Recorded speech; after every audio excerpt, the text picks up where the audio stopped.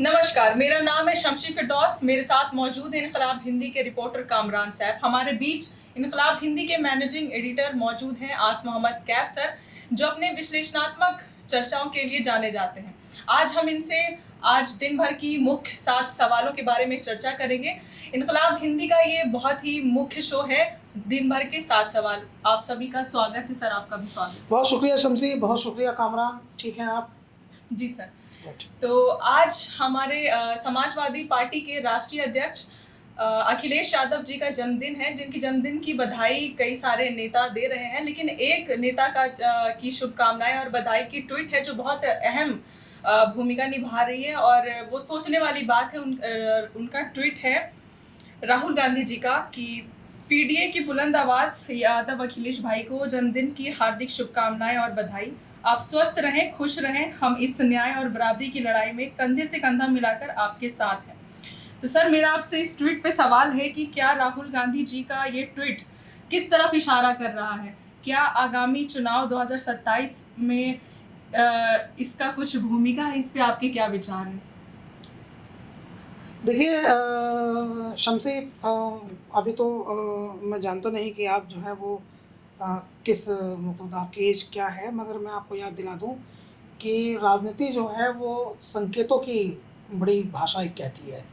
कुछ राजनीति में संकेत की भाषा होती है। जैसे मुलायम सिंह यादव जी जो अखिलेश यादव जी के पिता हैं और वो अब दिवंगत हैं, नहीं रहे दुनिया में। तो उनको जब किसी नेता का कद बढ़ाना होता था और वो कहीं जाते थे, किसी सभा में हेलीकॉप्टर से जाते थे, तो जब उन्हें किसी नेता का कद बढ़ाना होता था तो वो उस नेता को अपने पास बुलाते थे, हेलीकॉप्टर के पास में, और बुला करके कान में उसके कुछ बताते थे। कहते कुछ नहीं थे, कहते सिर्फ इतना होंगे कि तुम ठीक हो, और कान में बुदबुदाते थे। लेकिन वहाँ जो सिस्टम होता था वो ये आसानी से बात समझ जाता था कि ये व्यक्ति जो है ये नेताजी का करीबी है। और उसके बाद वहाँ जितना पॉलिटिकल एक्टिविटीज़ होती थी उस इलाके में वह व्यक्ति उसका शासन प्रशासन पे काफ़ी उसका प्रभाव रहता था। तो एक तो ये इम्पोर्टेंट बात है। और दूसरी इम्पोर्टेंट बात यह है कि राहुल गांधी का जो ट्वीट है, और राहुल गांधी के उस ट्वीट को हम अगर समझें तो इसका पॉलिटिकली बहुत गहरा मतलब है। एक्चुअली राहुल गांधी ट्वीट कर रहे हैं कि पीडीए की बुलंद आवाज़। तो हमें ये समझना ज़रूरी है कि पीडीए है क्या।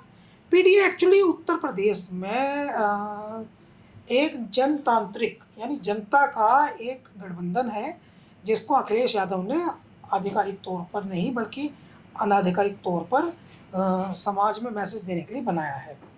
और इसको उन्होंने नाम दिया है पिछड़े, दलित और अल्पसंख्यक। और इस फॉर्मूले पे उन्होंने 2024 के लोकसभा चुनाव में टिकटिंग की थी, और जो टिकटिंग उन्होंने की थी उसका ये परिणाम आया कि 43 लोकसभा सांसद अखिलेश यादव और राहुल गांधी के दोनों के मिलकर के यानी कांग्रेस पार्टी के और समाजवादी पार्टी के बने। तो अभी इसी फॉर्मूले पर जब वो राहुल गांधी ट्वीट कर रहे हैं, चूँकि राहुल गांधी की राजनीति जो है वो पिछले कुछ समय से हम देख रहे हैं, राजनीति में एक नया नाम है जो बिहार ने बहुत उसे मजबूत किया, उसका नाम है सामाजिक न्याय।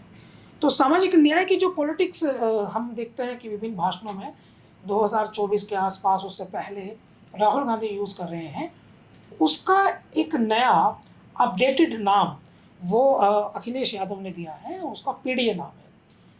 तो पिछड़ों के नेता, दलितों के नेता, अल्पसंख्यकों के नेता और इन तीनों मुख्य समाजों की बुलंद आवाज़ अखिलेश यादव को कहकर संबोधित कर रहे हैं। साथ में भाई भी लिख रहे हैं। अभी क्या है कि ये 1 जुलाई है तो अखिलेश यादव का बर्थडे है। अभी 8 दिन पहले राहुल गांधी का बर्थडे था, और तब जब उनको बधाई दी थी अखिलेश यादव ने, तो राहुल गांधी ने उसको कोट करते हुए भी बहुत मजबूत बात लिखी थी। ऐसा लिखा था कि हम आपके साथ हैं, हम साथ साथ हैं। इसमें भी लिख रहे हैं कि हम इस लड़ाई को मिलजुल के लड़ेंगे। तो ये संदेश है कि वे आवाज़ें जो कांग्रेस पार्टी को और समाजवादी पार्टी को तोड़ने की साजिशें कर रही हैं, या वे आवाज़ें जो कहीं से आ जाती हैं, कि उन आवाज़ों को ये मैसेज है। तो एक तो ये बहुत बड़ा मैसेज है कि राहुल और अखिलेश एक हैं। अगर हम थोड़ा डीप जाएं तो मैं आपको ये बताना चाहूँगा कि पिछले दिनों इस तरह की जब चर्चा हुई थी तो एक बड़े न्यूज़ चैनल पर मुझे एज ए एनालिस्ट बुलाया गया था, तो वहाँ भी मैं इस बात को मैंने कहने की कोशिश की थी कि हो सकता है कांग्रेस के कुछ नेताओं में कोई बातचीत हो, लेकिन जिस दिन राहुल गांधी ये कहेंगे अखिलेश मेरा भाई है, उस दिन सब समाप्त हो जाएगा। जिस तरह की चर्चा थी वो सब समाप्त हो जाएगा। तो अब राहुल गांधी ने स्पष्ट 2 ट्वीट हैं, एक्चुअली 1 ट्वीट नहीं है। अभी पिछले सप्ताह राहुल गांधी का जन्मदिन था, तब अखिलेश यादव ने ट्वीट किया तो उसको कोट करके लिखा था राहुल गांधी ने, और एक खुद से ट्वीट किया है। हालांकि इसमें एक इम्पोर्टेंट बात है, इम्पोर्टेंट बात यह है कि राहुल गांधी के ट्वीट को तो अब तक अखिलेश यादव का जवाब नहीं आया है, लेकिन मुख्यमंत्री योगी आदित्यनाथ, उनके ट्वीट को जवाब आया है अखिलेश यादव का कि आपकी शुभकामनाओं के लिए धन्यवाद। यही लिखते हैं वो। मुझे याद है एक बार जब मैंने उनको जन्मदिन की बधाई दी थी 2021 में, तो जो उन्होंने मुझे जवाब लिखा था तो वो भी यही लिखा था, आपके जन्मदिन की शुभकामना के लिए आपका धन्यवाद। एक ही भाषा उनकी है, और वही उन्होंने मायावती जी जो उत्तर प्रदेश की पूर्व मुख्यमंत्री हैं उनको जवाब में लिखा है कि आपकी शुभकामनाओं के लिए धन्यवाद। वो तो अखिलेश यादव यही जवाब लिखते हैं। तो मैं सोच रहा हूँ कि राहुल गांधी को जो उन्होंने नहीं लिखा है, तो इसका मतलब कुछ है जो पक रहा है, कुछ अलग लिखने वाले हैं। शमसी सर, आप दोनों लोगों की जो अभी कन्वर्सेशन हुई है, इन्होंने जो सवाल पूछा है ट्वीट को लेकर, उसी सवाल से जुड़ा हुआ एक सवाल है, लेकिन हम उसके लिए थोड़ा सा 2-3 महीना पीछे जाएंगे। तो उस टाइम पे कांग्रेस के एक चर्चित नेता इमरान मसूद साहब ने एक बयान दिया था जिसमें ओपन चैलेंज था अखिलेश यादव को, और उन्होंने ये भी कहा था कि जो 80 और 17 वाला है वो इस बार नहीं चलेगा। तो उस टाइम पे बहुत बयान वायरल हुआ, और ये कि क्या अब कांग्रेस पार्टी और अखिलेश यादव गठबंधन में लड़ेंगे या नहीं लड़ेंगे, इस चीज़ को उन्होंने बहुत ज़्यादा हवा दी थी। लेकिन आज ये ट्वीट आ गया है, उसके बाद से उन नेताओं के लिए क्या कुछ है जो इस तरीके का माहौल क्रिएट कर रहे थे? देखिए, कांग्रेस पार्टी का काम करने का जो तरीका है, भारतीय जनता पार्टी का जो काम करने का तरीका है, समाजवादी पार्टी का जो काम करने का तरीका है, वो हर एक राजनीतिक पार्टी का काम करने का अलग अलग तरीका है। तो कांग्रेस पार्टी का जो काम करने का तरीका है, इसमें नेता थोड़ा अधिक इंडिपेंडेंट होते हैं। ये इस तरह का तरीका है कि कोई एक पार्टी का कोई एक नेता लंबी ढील पाता है और वो कुछ भी कह देता है, लंबी ढील पाता है, और अचानक से एक आदेश आता है और एक झटके में चुप। तो ये कांग्रेस का काम करने का तरीका है कि आप देखते हैं कि इसको कांग्रेस कहती भी कि हमारे यहाँ लोकतांत्रिक सिस्टम है, हमारे नेता भी इंडिपेंडेंट है, कुछ भी कहते हैं, जो वो ज़रूरी नहीं ये कि पार्टी का उनसे सहमत हो, लेकिन वो कुछ भी कह सकते हैं। और मैं एक चीज़ आपको बताऊं कामरान, अगर आप पॉलिटिक्स को समझोगे तो मैं आपको थोड़ा सा अतीत में ले जा करके और थोड़ा सा वर्तमान में बताना चाहता हूं कि कांग्रेस पार्टी के एक नेता थे अहमद हसन, और उनको सोनिया गांधी जी का जो यूपी की चेयरपर्सन है और वो सीनियर लीडर इंडिया की हैं जी। तो उनको अहमद हसन उनके प्रमुख सलाहकार थे। तो यही दिल्ली की गलियारों में आप किसी से जाके पूछ लेना, मुख्यमंत्री चक्कर काटते रहते थे, विभिन्न स्टेट के कई राज्यों के मुख्यमंत्री चक्कर काटते रहते थे, अहमद हसन मिलने का टाइम नहीं देते थे, जबकि वो सोनिया गांधी जी के सलाहकार थे। वो कांग्रेस पार्टी के राष्ट्रीय अध्यक्ष नहीं थे, लेकिन चूंकि उनसे मिलने का मतलब था कि डायरेक्ट सोनिया जी तक बात पहुंच जाना, तो मुख्यमंत्रियों को समय नहीं मिलता था। मैं दूसरा और आपको एक उदाहरण बताता हूं कि मायावती जी 2007 से 2012 तक उत्तर प्रदेश में मुख्यमंत्री थी। बहुत सारे विधायक, बहुत सारे मिनिस्टर ये कह करके रो करके कह गए कि 6 महीने से बहन जी का टाइम नहीं मिल रहा। उनके कैबिनेट सेक्रेटरी थे शशांक शेखर सिंह, कि उनका समय नहीं मिल रहा, 6 महीने हो गए मिनिस्टर्स को समय नहीं मिल रहा। तो ये बात समझनी चाहिए। मेरा जो आधार था एनालिसिस करने का, जिसको लेकर के बहुत सारे पत्रकार भी और बहुत सीनियर नेता भी वो मुझे हजम नहीं कर पा रहे थे, मैं वो समझ रहा था नेता के माइंड से कि एक सांसद की एक राजनीतिक पार्टी में कितनी कीमत है। कांग्रेस जैसी पार्टी में जैसे इमरान मसूद सांसद हैं, ऐसे 100 सांसद हैं, और ऐसे उनकी पार्टी में अभी भी मुख्यमंत्री हैं, कई मुख्यमंत्री हैं, कई राष्ट्रीय महासचिव हैं। उनकी पार्टी में बहुत बड़े बड़े नेता हैं जो इमरान मसूद से बहुत बड़े बड़े नेता हैं, और जो अखिलेश यादव कह रहे थे कि इमरान मसूद छोटे नेता हैं, वो उन्होंने साबित कर दिया। तो वो इमरान मसूद का कद इतना बड़ा कद नहीं था कि वो पार्टी में गठबंधन जो है वो प्रभावित कर दें, ना ही इतना बड़ा कद था कि वो टिकट दे दें, ना ही इतना बड़ा कद था कि उनका जो वो बयान दे रहे हैं एक्चुअली उसका। देखिए अभी क्या है कि मीडिया जो है वो पूरी तरह से भारत में वो पत्रकारिता नहीं पक्षकारिता कर रही है। तो एक वर्ग जो है वो इस कन्फ्लिक्ट से उसे आनंद मिल रहा था। तो वो ज़रूरत से ज़्यादा इसको प्रमोट कर रहा था, जबकि उस लेवल की बातचीत ये थी नहीं। हालांकि बढ़ी जो, और जब मीडिया से बढ़ी तो इतनी बढ़ी कि फिर अखिलेश यादव को कहना पड़ा कि वो इस संबंध में बड़े नेताओं से बात करेंगे, और जैसे उन्होंने बड़े नेताओं से बात की तो ये परिणाम आया जिसको आप कह रहे हैं। जी सर, इसी में एक सवाल, अभी 2027 का चुनाव उत्तर प्रदेश में होना है, उससे पहले बिहार में 2025 के लास्ट तक चुनाव होना है, और सभी जो खासकर इंडिया गठबंधन की अगर हम बात करें तो इस तरीके का जो बयान है, या अभी जो यादव समाज के जो पंडित थे उस पर बहुत कंट्रोवर्शियल दोनों तरफ से रहा, इन सब चीज़ों को लेकर बिहार में क्या इफेक्ट पड़ेगा इस चुनाव का, या इस तरीके के बयानबाजी? देखिए क्या है कि मैं आपको एक चीज़ आपको स्पष्ट बता दूं कि बिहार और उत्तर प्रदेश लगभग एक तरह की राजनीति करते हैं। उत्तर प्रदेश में भी बहुत सारे इलाके हैं, जैसे बिहार में कई अलग अलग इलाके हैं, तो बिहार को कई इलाकों से बांटते हैं। मिथिलांचल है, बहुत कुछ आप समझते हैं, जानते हैं। सीमांचल, हाँ, खुद सीमांचल है, किशनगंज वाला इलाका है, आप जहाँ रहते हैं वहाँ जानते हैं, समझते हैं। बिहार के चुनाव को जो चीज़ प्रभावित करेगी वो मूलली वोटर कार्ड में जो ये नाम आ रहे हैं ये करेगी। लेकिन आप अगर पूछ रहे हैं राजनीतिक दृष्टिकोण से जो उत्तर प्रदेश की घटना है उसको कलेक्ट करके बताएं, तो मैं आपको बताता हूँ। देखिए उत्तर प्रदेश में एक क्षेत्र वेस्ट यूपी, जिसमें मुजफ्फरनगर है, सहारनपुर है, बिजनौर है, मुरादाबाद है, बरेली है, रामपुर है, संभल है, बिजनौर है, मेरठ है, बागपत है, शामली है, हापुड़ है, गाज़ियाबाद है, गौतम बुद्ध नगर है, अलीगढ़ है, आगरा है। ये जो एक बेल्ट है इसको हम थोड़ा सा अगर अलग कर दें तो यहाँ तो लोगों की मेंटल लेवल अलग है वोटिंग करते समय। लेकिन मोस्टली जैसे उत्तर प्रदेश में भी ये पश्चिमांचल है जिसकी हमने बात की, लेकिन पूर्वांचल है उत्तर प्रदेश में भी, और पूर्वांचल है उसमें इसके साथ साथ उत्तर प्रदेश में जो है बुंदेलखंड है और अवध है। तो अवध है, बुंदेलखंड है, पूर्वांचल है। तो वो जो एरिया है, खासकर पूर्वांचल का जो एरिया है, उसका mental level, political mental level और बिहार का पॉलिटिकल मेंटल लेवल सेम है। तो चूंकि उनका भी ऐसा ही है और यहाँ भी ऐसा ही है, तो निश्चित तौर पे एक दूसरे का वोटिंग पैटर्न जो है चूंकि सेम रहता है तो असर तो पड़ता है। उत्तर प्रदेश की राजनीतिक घटनाओं का बिहार पर असर पड़ता है और बिहार की राजनीतिक घटनाओं का उत्तर प्रदेश पर असर पड़ता है। लेकिन इसके साथ साथ एक चीज़ और भी है कि उत्तर प्रदेश की राजनीति और बिहार की राजनीति में एक ही तरह का समाज जो है, या आप कह सकते हैं कि समाज से मतलब यह जाति नहीं है, समाज से मतलब ये है कि वहाँ पर जो मेंटल लेवल तय हुआ है और जो अलग अलग पोर्शंस बने हैं, तो एक ही तरह का समाज जो है वो वहाँ एक्टिवेटेड है। जैसे उत्तर प्रदेश में यादव समाज जो है वो पिछले वर्ग में वो महत्वपूर्ण है, उनकी राजनीति, मुलायम सिंह यादव उसका नेतृत्व करते रहे हैं, अब अखिलेश यादव वो कर रहे हैं पिछले वर्ग में। उसी तरह से वहाँ की सियासत में, बिहार की सियासत में वो नेतृत्व तो लालू प्रसाद यादव के, मुलायम सिंह यादव और लालू प्रसाद यादव के वो दोनों अलग अलग क्षेत्र हैं। मुलायम सिंह यादव तो चूंकि चले गए तो वहाँ तो उनका नेतृत्व जो है वो अखिलेश यादव ने संभाल लिया, अब पार्टी पर उनका पूरा नियंत्रण है। लालू प्रसाद यादव जो है वो बीमार है, उनकी तबीयत ठीक नहीं रहती है, कभी हॉस्पिटल में रहते हैं, कभी घर रहते हैं, पॉलिटिकल एक्टिविटीज़ उनकी कम है। तो उनका जो नेतृत्व है, उनकी पार्टी का जो नेतृत्व है वो तेजस्वी यादव के हाथ में है। तो पैटर्न एक जैसा है। तो निश्चित तौर पे उत्तर प्रदेश की जो घटनाएं हैं और बिहार में जो चुनाव है उस पर उसका फर्क पड़ता है।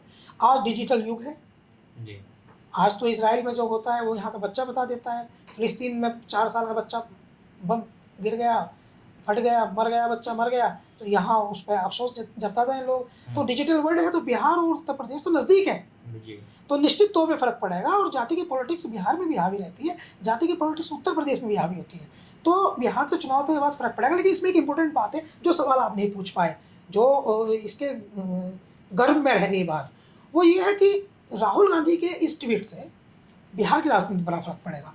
आप सोच रहे होंगे कि भाई उत्तर प्रदेश में जो है वो अखिलेश यादव पर ट्वीट किया गया, अखिलेश यादव को बर्थडे की शुभकामनाएं की थी, कि बिहार की राजनीति में इसका क्या मतलब है। तो बिहार की राजनीति में इसका ये मतलब है कि राहुल गांधी ने ये मैसेज दे दिया कि जिस राज्य में जो क्षेत्रीय पार्टी मुख्य मुकाबले में है, नेतृत्व उसी के हाथ में है। तो उन्होंने ये मैसेज दिया कि उत्तर प्रदेश में तो अखिलेश यादव के हाथ में नेतृत्व है। जैसे एक बहुत बड़े MLC एक है और कांग्रेस पार्टी के एक बहुत बड़े नेता हैं, बड़े वजनदार नेता हैं, उनका नाम है दीपक सिंह। दीपक सिंह ने सुबह एक और ट्वीट किया था पार्टी को समझने के लिए, राजनीति को समझने के लिए, कांग्रेस पार्टी के हैं वो। उन्होंने एक ट्वीट किया था कि हम शुभकामनाएं देते हैं अखिलेश यादव जी को उनके जन्मदिन की, और उत्तर प्रदेश का जो चुनाव है 2027 का वो उनके नेतृत्व में, उनकी अगुवाई में लड़ा जाएगा। तो यहाँ राहुल गांधी ने मैसेज दिया कि उत्तर प्रदेश का चुनाव, दीपक सिंह स्पष्ट कह दिया, राहुल गांधी ने तो ट्वीट किया, दीपक सिंह ने स्पष्ट कह दिया। तो वही बिहार का पैटर्न है। बिहार में कांग्रेस ने राहुल गांधी के ट्वीट ये संकेत देता है कि बिहार में कांग्रेस जो है वो पीछे खड़ी रहेगी और तेजस्वी के पीछे खड़े रह करके तेजस्वी को आगे करके चुनाव लड़ाएगी, तो बिहार मजबूत होगा। सर, मेरा अगला सवाल आपसे है कि आगामी चुनाव 2027 में क्या अगर कांग्रेस और समाजवादी पार्टी मिलकर चुनाव लड़े तो कैसा प्रदर्शन रह सकता, पार्टी कितनी मजबूत होगी और क्या उन्हें किसी और पार्टी की भी सहयोग की ज़रूरत पड़ेगी? देखिए, मेरा मानना ये है कि कई बार हमें जो है जब फ़ायदा होता है तो फ़ायदे से ज़्यादा राजनीति में नुकसान की कैलकुलेशन होती है। शम्सी, आप जो है ये समझिए, राजनीति जो है वो मैथमेटिक्स है, राजनीति जो है वो केमिस्ट्री है और राजनीति जो है उसका फिजिक्स भी है। तो राजनीति जो है वो आम आदमी के समझ में आने वाली चीज़ से बाहर है। अगर कांग्रेस पार्टी समाजवादी पार्टी के साथ आकर नहीं लड़ती है तो 2022 में कांग्रेस पार्टी ने बहुत ज़्यादा नुकसान तो पहुंचाया नहीं था, लेकिन समाजवादी पार्टी की 111 सीटें आई थी, 125 सीटें विपक्ष की आई थी, मिलकर लड़ी थी, बाद में अलग हो गए आरएलडी और राजभर उनकी पार्टी।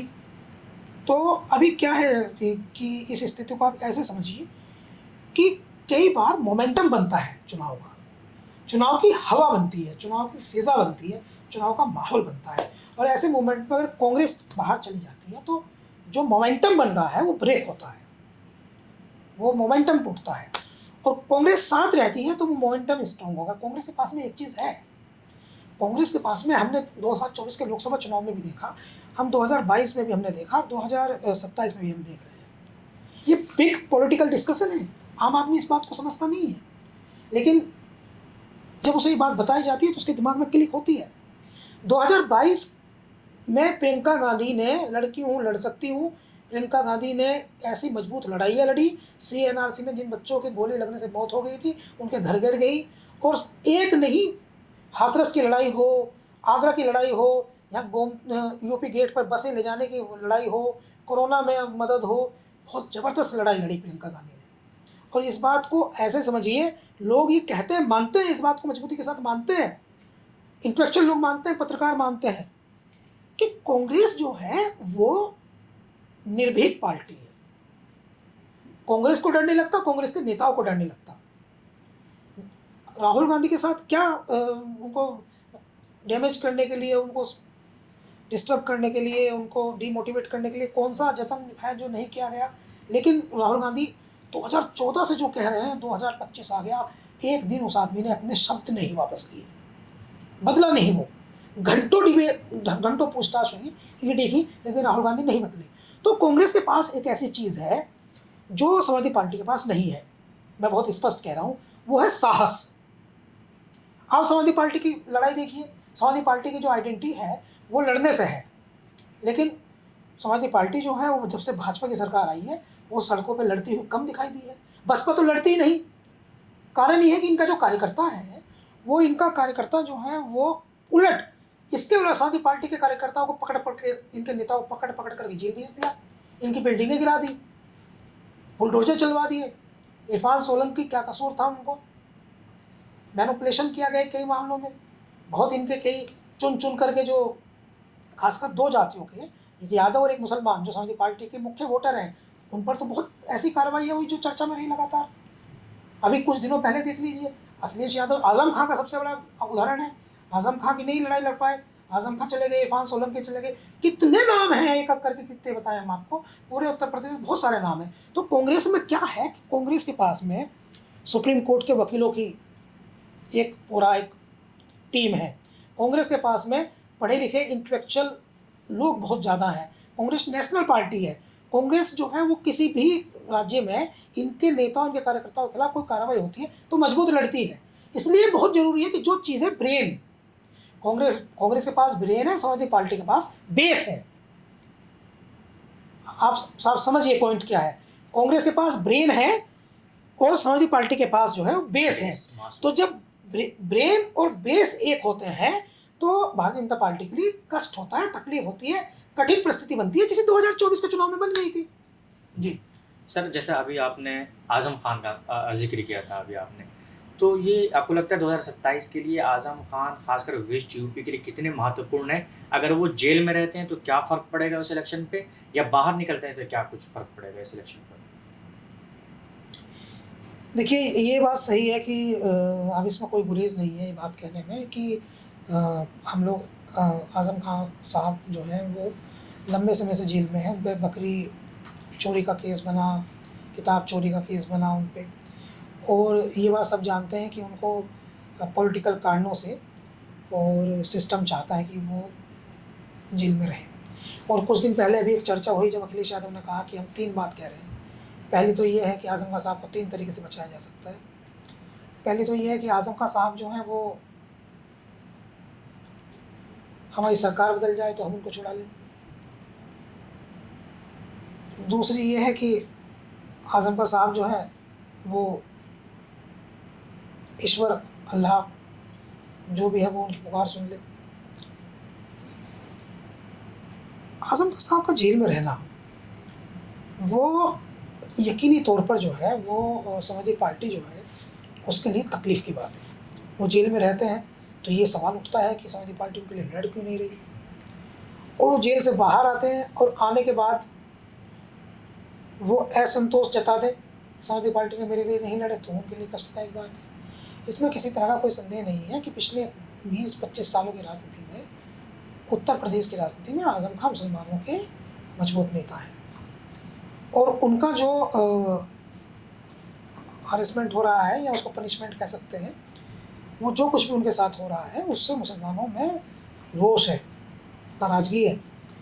कुछ पॉलिटिकल कारण भी हैं, जैसे उन्होंने पॉलिटिक्स में अपने ही कुछ साथ के लोगों को नुकसान पहुंचाने की कोशिश की, मगर वो राजनीति है, आदमी एक दूसरे से आगे निकलना चाहता है, उस संबंध में बात होना वो अलग बात है। लेकिन ये सच है कि उनके साथ इस समय ज़्यादती हो रही है और उनके प्रति लोगों में सहानुभूति है। तो वो अगर बाहर आते हैं और समाजवादी पार्टी के खिलाफ किसी तरह से बोलने लगते हैं तो समाजवादी पार्टी को नुकसान होगा, यकीनन होगा। जी। सर, आपने अभी इसी से पहले जो आपने जवाब दिया था इसमें आपने राहुल गांधी और प्रियंका गांधी के उन तमाम जो कार्य उन्होंने किए थे अपने इस वाले चुनाव में, लोकसभा में, उनका आपने जिक्र करते हुए कहा था कि दोनों काफ़ी सक्रिय रहे हैं और उनका एक अच्छा परिणाम निकल के आया था। उसी में अभी जो कंट्रोवर्शियल दोनों तरफ से शुरू हुआ था, चाहे समाजवादी की तरफ से या कांग्रेस के कुछ नेताओं की तरफ से, उस बीच कई समाजवादी के कार्यकर्ता जो प्रियंका गांधी और राहुल गांधी को उनके ऊपर टिप्पणियां कर रहे थे। तो अब जो इस तरीके का ट्वीट आया है, तो क्या वो माफ़ी मांगेंगे या फिर अपनी सफाई देंगे इस पे?